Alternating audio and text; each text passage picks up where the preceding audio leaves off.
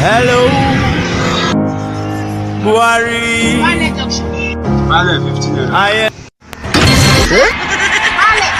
15 naira. One dash of never end. How much is now Mero? Mero is 15 naira, madam. Vale is 15 naira. Mero is 15 naira. This play goes sharp. Hey! I'm not going to ballet again. So far you're carrying the ballet at 15 naira. Mero 15 naira. Take me to Mero. Day you come from London, say you go treat yourself. Hope you done well. Hope you dey take your medicine. Now what? This money goes sharp.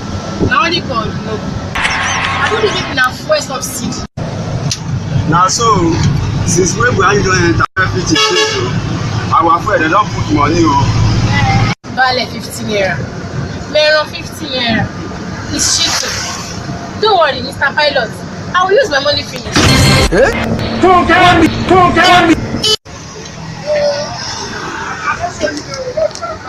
Oga, where are we? Mero now. What? Oh God, I'm going to ballet now. It's because I want to use my money finish. I don't get that, Jare. Give me my money, Jare. Don't be your fault. I don't make you shit me. That's why I say make you carry your money. And your fault. I bet we're coming to the Oh yeah. What? Jesus! I want to hear you.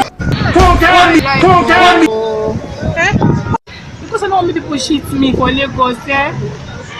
I suppose drop for ballet. I can't drop for Mero bus stop here. I want to go. Oh, my God, man, you know what?